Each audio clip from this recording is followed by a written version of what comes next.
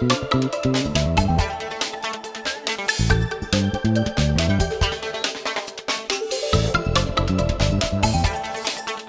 to Diplomatic Spouses Show.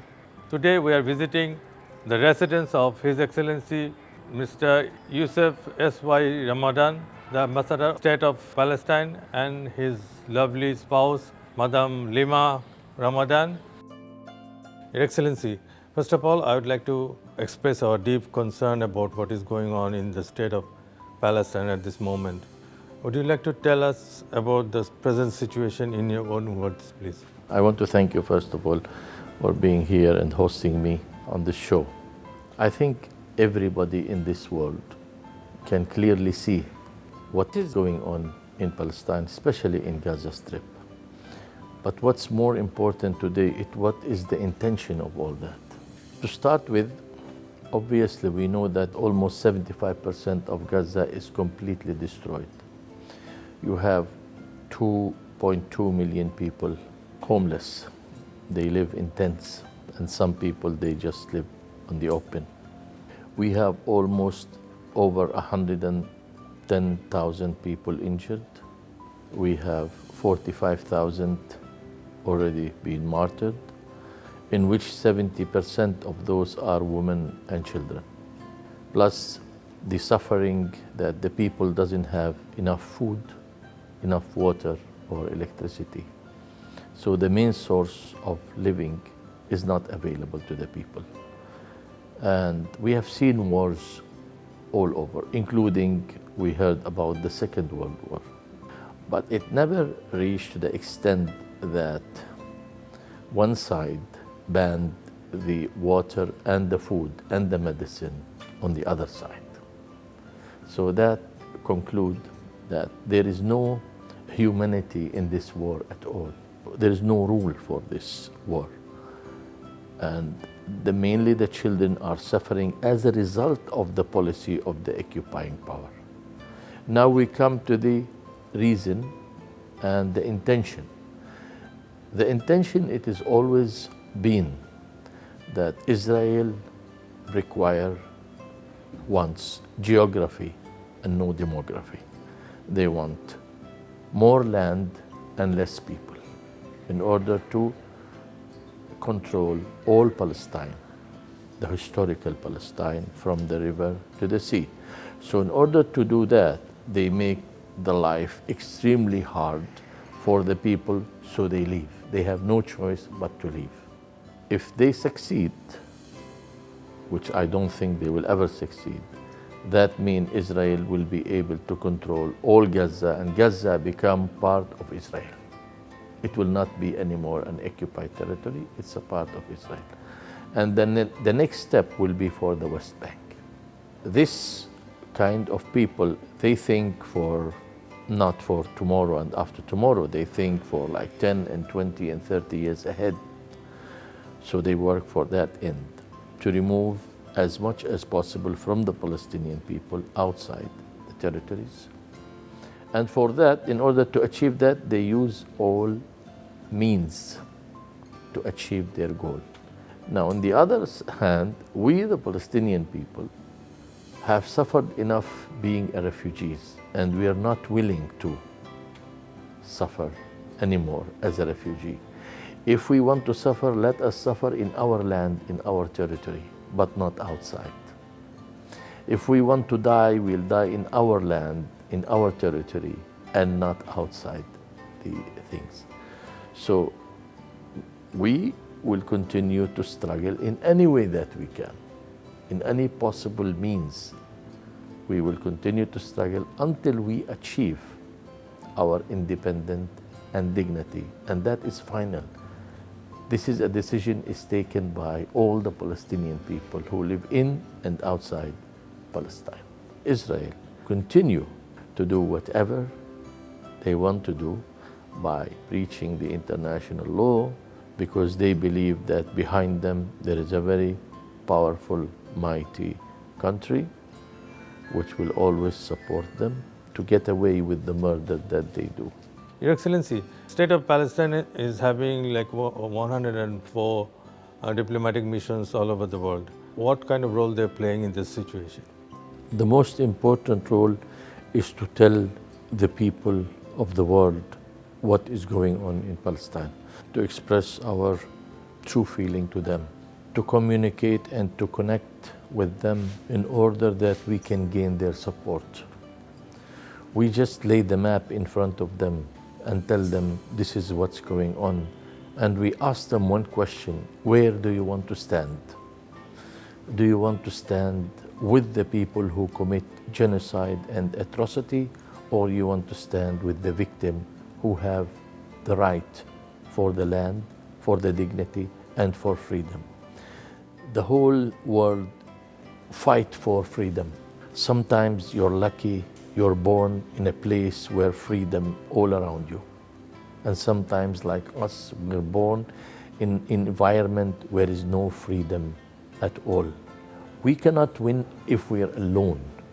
We need the support of the whole humanity, because Palestinian issue is not a Muslim or Christian or Jewish issue. It's a humanitarian issue, and it should be dealt with as such. We all need to fight hand in hand in different ways, not necessarily fight by weapons. There's many other ways we can fight, because we all have one thing in common. We all are human beings, and we all seek freedom, democracy, dignity. Human rights we should always uphold human rights. Okay, Your Excellency, you have seen how Bangladeshis stand by the side of Palestinian and brothers and sisters all the time. And in the recent revolution also, you have seen the students and the citizens, they were carrying Bangladeshi flags at the same time, Palestinian flags. How do you look at it?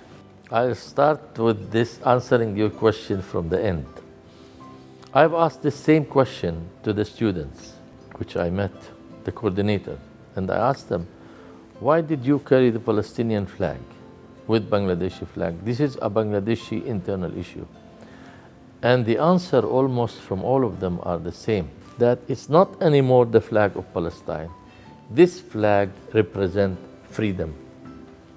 And when we seek freedom, we need to be inspired by your people who've been fighting for their freedom for more than 7 decades. So why not we fight for our freedom? And I'm grateful that people like Bangladesh, who fought with the Palestinian people and lost their lives, sacrificed their life in the 70s and in the 80s at the same time. And those people deserve our respects. Every Bangladeshi, the vast majority of this country, truly, their heart, their mind, their feelings are with Palestine. I'd like to ask you, ask Madam this question. When you mix with the local people, like, how do you feel when you see them like feeling the same way you are feeling? It's truly heartwarming, and it's really deeply inspiring to see their support and generosity towards the Palestinian people. Through their prayers, through their generous contributions towards us and towards the Palestinians are really great. They deeply feel with us, and they express their feelings towards us. And they calm you down, and they always say, we stand with you and we pray. Our prayers are always with you. There are some Palestinian students studying in Bangladesh, especially the private universities of Bangladesh have open offer for the Palestinian students, as many as they can come. They can study here on free scholarship. What is the latest on this issue like? Well, this also part of the support of Bangladeshi people to the Palestinian people. They provided the Palestinian people, especially the girls, to come and study any major that they wish. But unfortunately, the problem is we were not able to bring those people out of Gaza Strip because Israel controlled the borders. After they controlled the Rafah border, there was so many cries by the Palestinian students for the last 3-4 months, contacting international organizations and so on, in order to let them pass through the Egyptian border to Cairo so they can fly. So we appreciate highly all those universities. Hopefully we'll succeed by February, January or February. We are very hopeful that the war will end at this time, and then we'll be able to bring them all to Dhaka. What is your expectation from the international community to stop this massacre immediately? What we expect, actually, let's be more specific.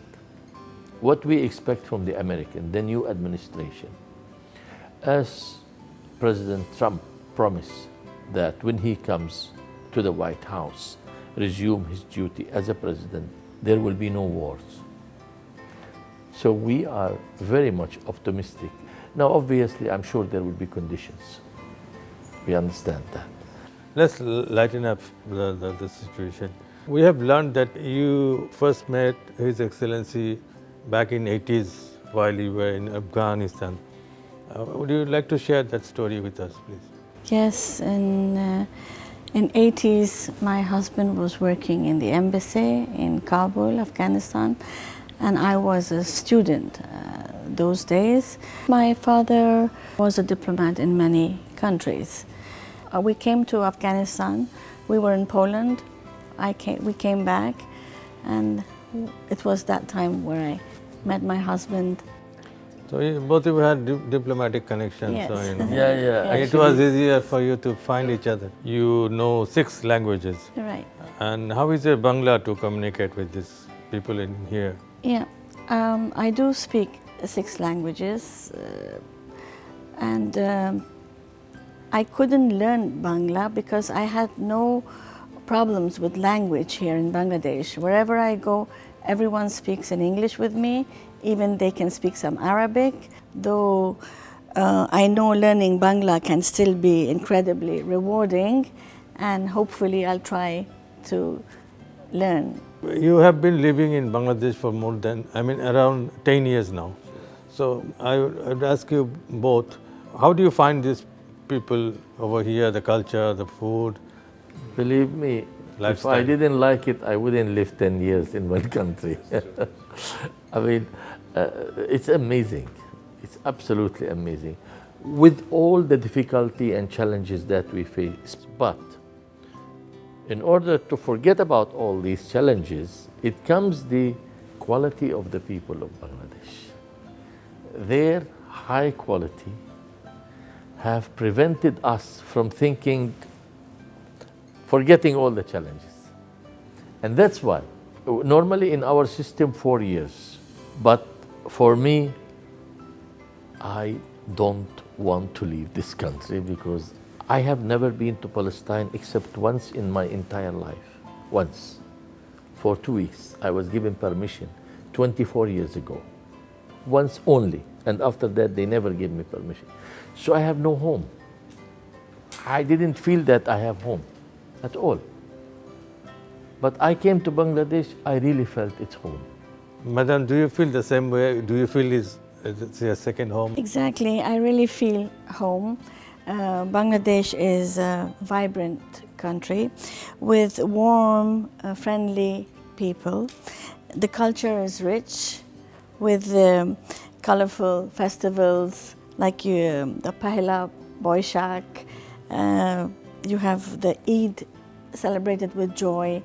The food is incredibly nice, with aromatic, rich in spice. The curries, the dal, the fish, the sweets. Well, we also want that you stay here for many more years to come. The great leader, one of the greatest leaders, Yasser Arafat, and we Bangladeshis also have a lot of admiration and respect for him. And you both have seen him very closely and worked with him also. Can you share some memories? My first posting with my husband was North Korea, and for the first time I meet the leader Yasser Arafat. We went to receive him in the airport, and while he was greeting us, he was asking me that why wasn't I wearing the national dress of the Palestine. I told him that I don't have one. He asked one of the person to give me, he brings a lot with him, so he asked them to give me one. And he brought two with him and he said, choose one. I chose one, and so it was very dear to me. I don't want it to, like a memory. Yeah, president is giving me something. I kept it with me, and then he came the next year, and I went to receive him again. And do you believe he came, when he was greeting me, he asked me, where is your dress? Where's your national dress? Why didn't you stitch it? I said, I was like shocked, like how does he remember? And I told him, this is something you've given me. I want to keep it as a memory to me. I don't want to spoil it and use it. And then he was happy and he said, I'll give you another one. And then you can stitch it and wear it for the next time. I said, fine. And he gave me a really nice one and I had both stitched in. Yasser Arafat was not only a leader to us, he was a father to all of us. I had a lot of memories with him. And my father died in '79. Maybe I didn't cry much. But when Yasser Arafat died, I felt part of my body died. He was a man that I have never in my entire life met a similar man like him. A genius man. He dedicated all his life. Since he was 16 years old, he dedicated himself to the cause of Palestine. He was not married until he became over 65 because he had no time for a wife. We all pushed him to get married. You have to get married. You have to have somebody to carry your name. His life was in danger.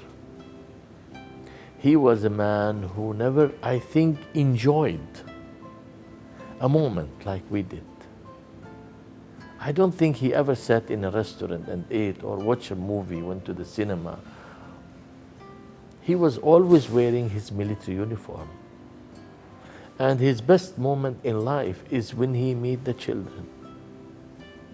He sit and play with children, not his children, his colleagues' children.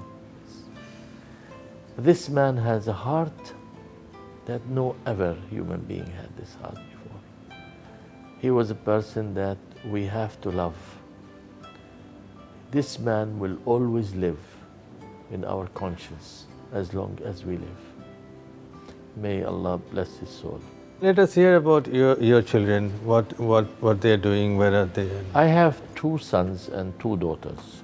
My junior, the senior, Rami, he graduated from Beijing University. Okay. I have another son also. He's a pilot, and at the same time, he's in avionics engineering. My elder daughter is married with 2 kids. She has 2 daughters, beautiful daughters, Yana and Naya. And the youngest is Nada, who graduated from the American University of Emirates, and she did a political science and international law, and she wanted to become a diplomat or a politician. They all of them, they work, study in Dubai. Your Excellency, you have met our Chief Advisor, Dr. Mohammad Yunus. How do you characterize him?